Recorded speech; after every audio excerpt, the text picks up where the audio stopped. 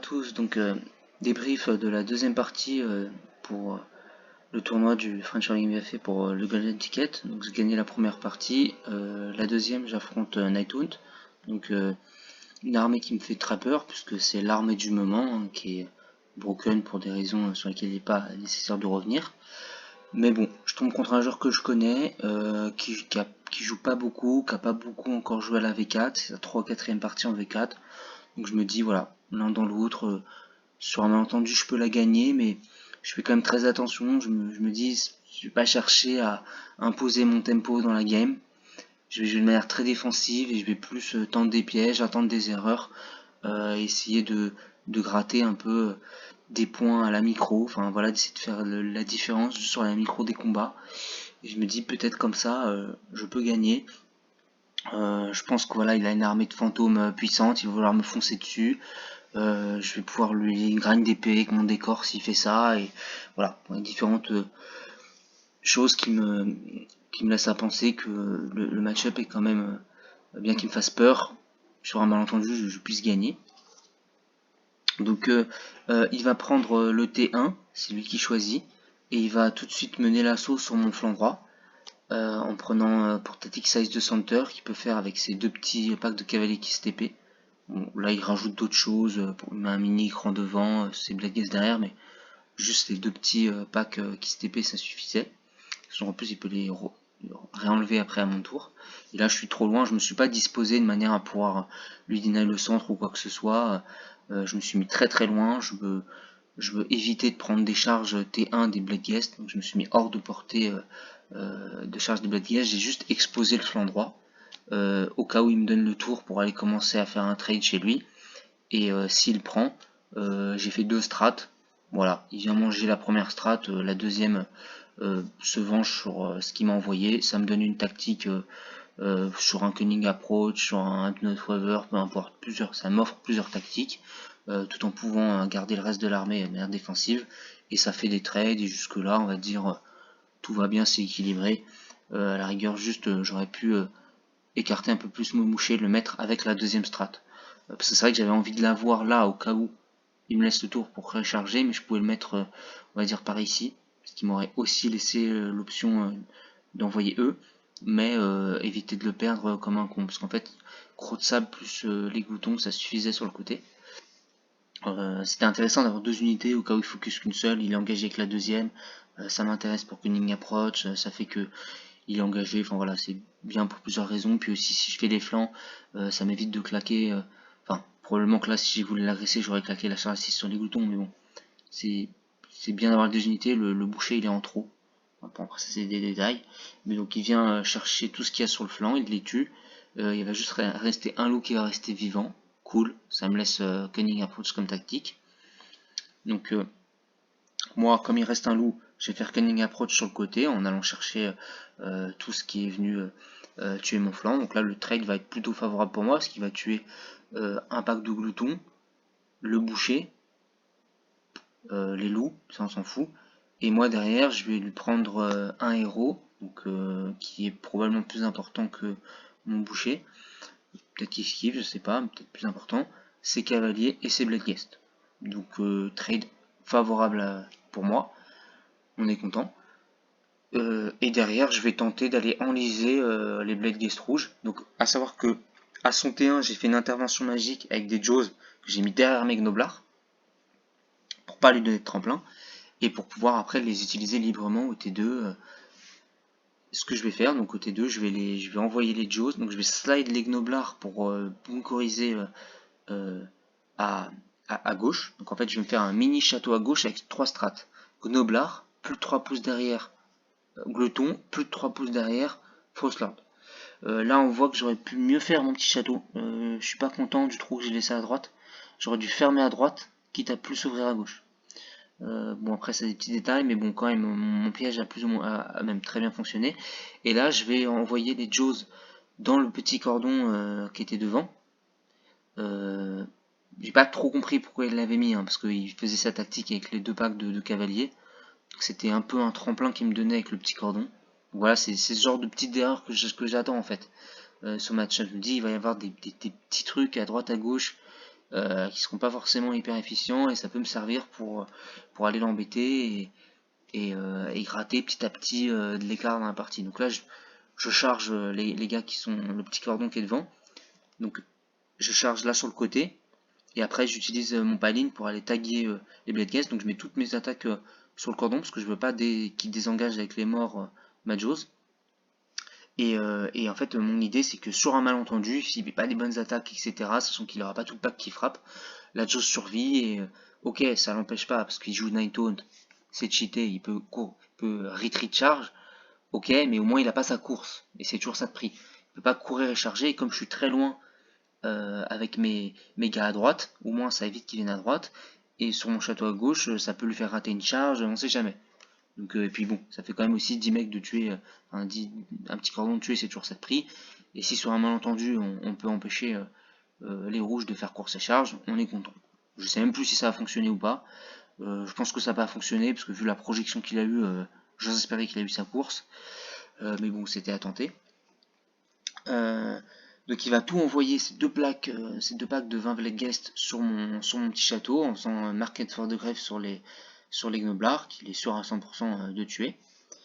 Le truc, c'est que voilà, il va se retrouver avec 40 Blade Guest agglutinés autour des Gnoblards. Là, il va engager, je crois, c'est sûr, le Frostlord. Parce qu'en fait, il m'a posé la question, il m'a dit, est-ce que tu as des bonus à la charge, etc. Je lui ai dit oui, j'ai plus un dégât sur ma lance, plus un dégât sur mes cornes quand je charge, je mets des BM d'impact, je peux faire ma fureur monstrueuse, etc. Et donc il s'est dit, je vais te tag, comme ça tu perds tes bonus à la charge.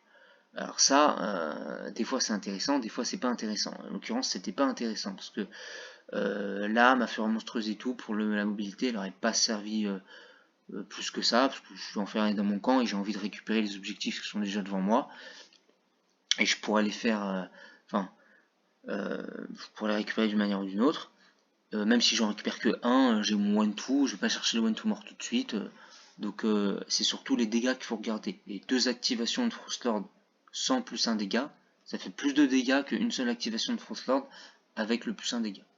Donc là en fait il a pris du DPS en plus qu'il aurait pas dû prendre. Même si après il prend pas les BM d'impact, etc. Il prend deux activations en dégâts 2 sur la lance et 3 sur les cornes, au lieu d'une seule activation en dégâts 3 et 4. Mais l'un dans l'autre, je fais plus de dégâts sur deux activations. Donc, il prend des dégâts en plus, je suis content. Sachant que surtout, c'est que là, son premier, il va activer les bleus d'abord, parce que c'est ceux qui ont le plus de gens en contact avec les gloutons. Mais il peut frapper qu'avec allez, 6, 7, 8, peut-être 9 fantômes, donc on va dire la moitié du pack, un peu moins, sur les gloutons. Donc il ne fait pas tant de dégâts que ça. Derrière, il tue tous les gnoblards, mais on s'en fout. Et après, là, comme je suis pas engagé avec les rouges, je vais pouvoir paline vers les bleus pour qu'il y ait encore de. Quand il bouge de 3 et qu'il frappera 3, il est encore moins de mecs du pack rouge qui me frappe. Alors, il aurait pu me taguer ici. Il a voulu le faire. Cette figurine là, à la base, elle était là. Sauf qu'elle n'était pas en cohésion. Donc après, je lui ai demandé. J'ai pas fait gaffe tout de suite. Au début, je lui ai dit ok, tu m'as tagué, bien joué. Puis après, j'arrive sur mon activation, je fais ah oui, mais j'avais pas vu, mais le gars, il y a un fantôme tout seul ici qui était juste du coup à un demi-pouce d'une figurine et très très loin de l'autre. Donc il l'a remis, je lui ai demandé de la remettre en cohésion. Ça m'a permis de paline là et d'enlever encore plus de gars qui frappaient ici. Mais bon, même si j'étais resté engagé là, bon, il n'y aurait pas eu tant de photos, mais encore une fois, j'aurais neutralisé 2 tiers du pack qui n'aurait pas pu me frapper. Donc j'évite en fait beaucoup de dégâts et il me fait un tour avec un grand assaut qui tue pas grand chose, quoi. Alors que comme en plus il a engagé mon Frostlord, je vais pouvoir frapper. Alors là, bon, j'ai de la chance. Mais ça n'avait pas trop à mon avis d'impact dans la partie, mais j'ai énormément de chance. Mon Frostlord va one tap son pack rouge. Je pensais, moi je voulais juste lui gratter 5 mecs, c'est tout, parce que mon idée en fait c'était de faire slide et entourage au tour d'après sur le pack rouge. Donc je me suis dit, je lui gratte 4-5 mecs. Derrière, mes 12 gloutons arrivent, et comme ça je le fais habiliser, je suis sûr de tuer tout le monde. Et on fait ça d'entourage, on est content. Sauf que je vais tous les tuer. Si j'avais su, j'aurais ciblé les bleus. J'aurais préféré, parce que du coup là les 12 gloutons à mon tour ils vont rien faire. Vu qu'ils ont plus personne à attaquer, ils vont rien faire du tout. Ils vont juste avancer sur la map. Mais donc c'est pour ça que je pense que ça change rien au niveau de la létalité. Enfin, normalement, après, il y avait les 12 qui étaient là, qui les finissaient. Là, je les tue tout de suite, bon. À noter que il aurait dû normalement lui rester 6 fantômes. Parce qu'en fait, c'est Amine après qui me l'a dit après la partie. Mon trait de co, il fonctionnait pas sur la monture. J'ai un trait de co en fait sur mon Frostlord qui dit que j'ignore les malus à la touche, à la blesse, au contrôle score. Comme lui il a Shade Miss sur tous ses packs, j'avais -1 pour le blesser. Donc sur ma lance, j'ignore le malus, donc là ça change rien. Par contre sur les cornes de mon Frostlord qui est compagnon, normalement mon trait de co ne marche pas. Donc là normalement il y avait peut-être 2 attaques qui ne devaient pas blesser. Ce qui faisait 3-4 dégâts en moins, et enfin voilà, normalement il lui reste on va dire 5 fantômes. Bon, ça change rien qu'il lui reste je pense 5 ou 6 fantômes là. Mais voilà, je suis quand même désolé, mais à coup pas pour le joueur, je lui ai envoyé un message pour prévenir que je m'étais un peu gouré sur cette règle, mais ça change pas l'issue de la partie. Donc à mon tour, comme je disais, les 12 boutons ils ont plus rien d'autre à faire que d'avancer sur la carte, qui vont aller vers le milieu, voilà, en courant. Et je vais faire un Tech d'Irlande avec les 6 qui sont à droite sur le petit truc arcanique là, tout en prenant l'objectif, un peu la carte. Là je vais continuer à grind sous combat. Ensuite je vais prendre le double tour, parce que comme il a plus vraiment d'armée, je n'ai plus trop de tactiques avec interaction à faire, donc je me dis il reste 3 tours, j'ai que 2 tactiques sans interaction à faire, donc je prends le double. Comme ça pour les T4, T5 j'ai les 2 tactiques, Size de Center et les flancs, sans interaction avec lui. Donc le double ne me coûte pas grand chose en termes de tactique, par contre il me permet de prendre la map, d'aller capturer un maximum d'objectifs, de zoner, de manière à ce que lui il puisse pas faire Tech d'Irlande. Donc je me mets à côté de tous les décors, donc le Frostlord à côté de mon terrain et de la forêt. Là j'ai des gars à côté de la rune ici, j'ai des gars à côté de l'arbre là, enfin voilà, j'essaie de prendre tous les terrains dans mon camp pour pas qu'il puisse faire Tech d'Irlande. Je zone des trucs, il y a lui qui est dispo parce que j'ai mes gars qui doivent prendre l'objectif là-bas plus le terrain, donc à un moment donné je peux pas faire des cordons de 10 000 km non plus, donc il peut prendre un objet avec cette épée et tout, mais sinon je zone tout, et donc derrière après voilà, ça va jouer avec le cordon qui va être plus ou moins entre les deux objectifs et qui va un coup réussir, un coup pas réussir son redeploy pour choper l'objectif quand il fait sa TP. Mais bon, grosso modo la partie elle est finie.